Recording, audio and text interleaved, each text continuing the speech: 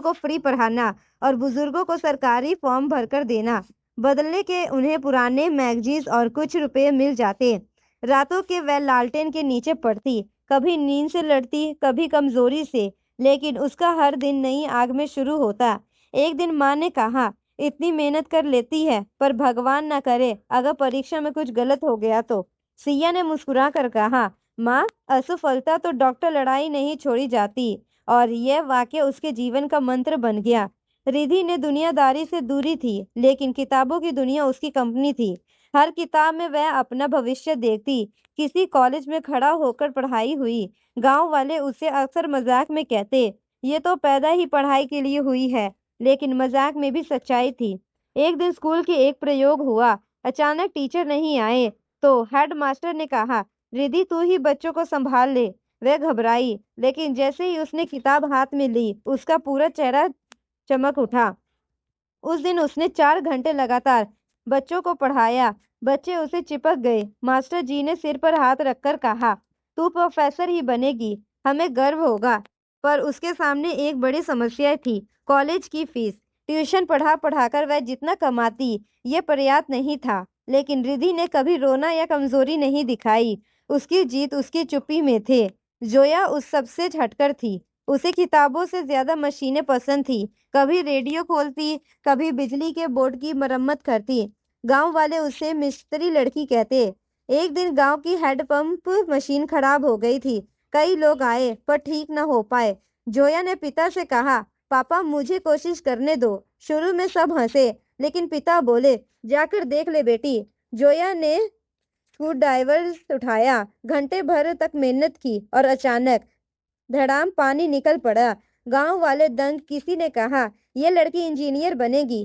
किसी से टोका, पागल मत बन। इंजीनियर बनने के लिए शहर जाना पड़ता है, लाखों लगते हैं। जोया मुस्कुराई, मेरे सपने में पैसे नहीं लगते, मेरी मेहनत काफी है। पर सच तो यह था, फीस भरने का कोई रास्ता नहीं था। एक दिन उसे गबार में टूटा पंखा मिला। उसने उसे ठीक किया और गांव के विजेता साहू ने 150 दे दिए। उसने उसकी सोच बदल दी। वह कबाड़ में चीजें खरीदकर ठीक करके बेचने लगी। धीरे धीरे वह बिटिया में सबसे ज्यादा पैसे कमाने लगी, लेकिन सिर्फ अपने सपनों के लिए। सबसे छोटी, सबसे बुलबुलती, सबसे ज्यादा पढ़े सपनों वाली। काव्या एकदम सीईओ वाली लड़की थी। लोग हंसी उड़ाते, ये तो दुकान चलाने से पहले ही लाखों की बात कर लेती है। पर उसके पास दिमाग था, तेज दिमाग। वह चूड़ी, कंगील, किल्प, बिंदी, जो भी सस्ता मिलता लाकर महिलाओं को बेचती। धीरे धीरे उसने छोटे बच्चों के लिए 5 रुपए में गुड्डे की चप्पल बनाना शुरू कर दिया। पिता बोले, काव्या ये सब क्या है? काव्या बोली, पापा बिजनेस छोटी से शुरू करूंगी, एक दिन बड़ी कंपनी बनाऊंगी। पिता हंसे भी और भावुक भी हुए।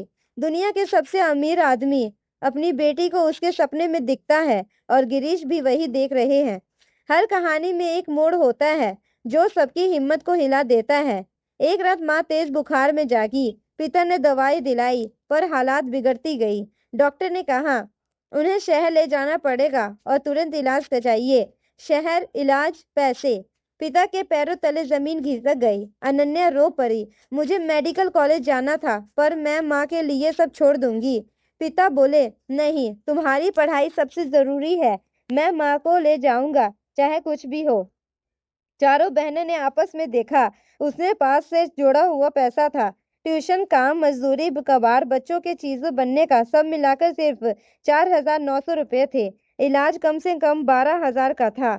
यह सब टूट गई। लेकिन फिर सिया चिल्लाई, हम 5 हैं, हम हार नहीं मानेंगे।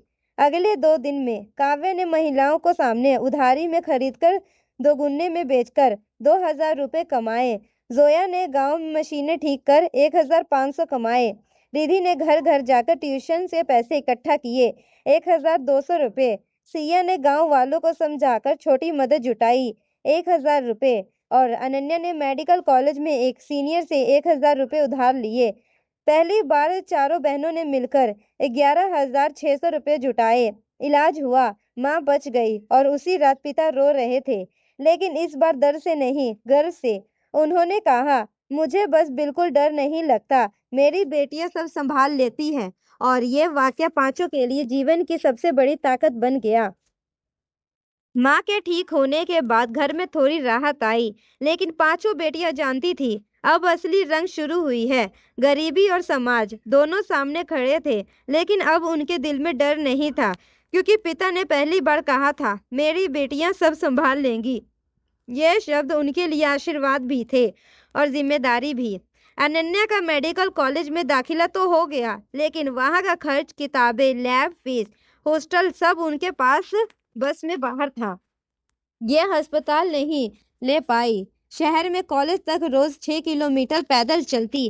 कई बार पेट में खाना नहीं होता, लंब में सिर्फ पानी, एक रोटी ले जाती, पर उसके चेहरे पर सपनों की चमक कभी कम नहीं हुई। एक दिन एक प्रोफेसर ने एक मौका दिया। तुम इतनी चुप क्यों रहती हो, मदद मांगती क्यों नहीं? अनन्या बोली, सर गरीब हूँ पर सपने अमीर है। मैं भीख नहीं मांगती, मेहनत करती हूँ। प्रोफेसर उसे प्रभावित हुए।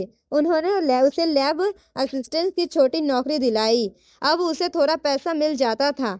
और एक दिन वही दिन आया जिसे वह जंजीर भर याद रखेगी। इमरजेंसी में एक बच्ची लाई गई थी। उसके हाथ में गंभीर चोट थी, खून बह रहा था। सभी सीनियर डॉक्टर व्यस्त थे। एक सीनियर डॉक्टर ने कहा, अनन्या फर्स्ट ईयर में हो, पर क्या स्विच कर सकती हो? शरीर कांप गया, लेकिन दिल बोला, मैं कर सकती हूँ। वह आगे बढ़ी। सलीके से गांव साफ थे।